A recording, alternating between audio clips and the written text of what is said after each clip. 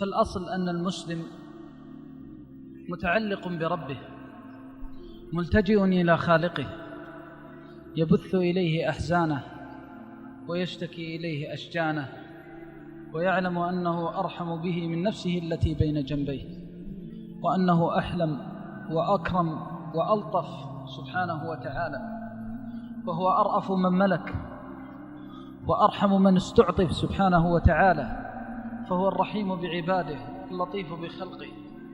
فليست هناك مشاكل نفسية لمن رضي بالله ربا وبالإسلام دينا وبمحمد صلى الله عليه وسلم نبيا ورسولا. المؤمن يصيبه الهم ويصيبه الغم ويصيبه الكرب، وتضيق عليه الدنيا لأنها سجنه. قال صلى الله عليه وسلم: الدنيا سجن المؤمن، وتحيط به الهموم والغموم حتى لربما نسي عن نفسه التي بين جنبيه.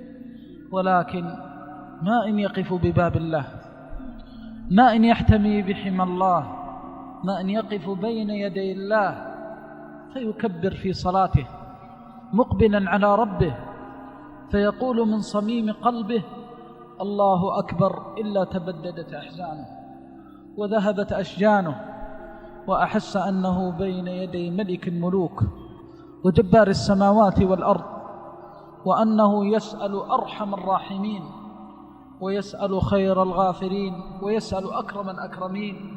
فعندها يصبح خوفه أمانا وضيقه سعة.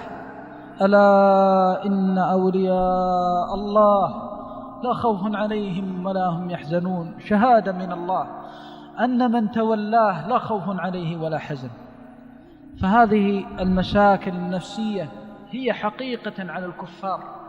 الكافر الذي إذا نزل به الكرب وأحاط به البلاء ونزلت به المصيبة لا يدري أين يذهب ولا بمن يستغيث، كالذي استهوته الشياطين في الأرض حيران، يخبط خبط عشواء، يدعو من دون الله ما لا يضره وما لا ينفعه، يدعو لمن ضره أقرب من نفعه، لبئس المولى ولبئس العشير. هذا هو الهم، وهذا هو الكرب، وهذا هو الغم، وهذا هو البلاء النفسي. أما الموحد المؤمن الصادق الذي يعلم من هو ربه الذي بيده ملكوت كل شيء، فسبحان الذي بيده ملكوت كل شيء وإليه ترجعون. هو وحده الذي هو على كل شيء قدير. أيوب نزلت به المصائب وأحاطت به الكروبات وبلغ به المبلغ في نفسه وماله وأهله، حتى بلغ مبلغه فنادى الله في لحظات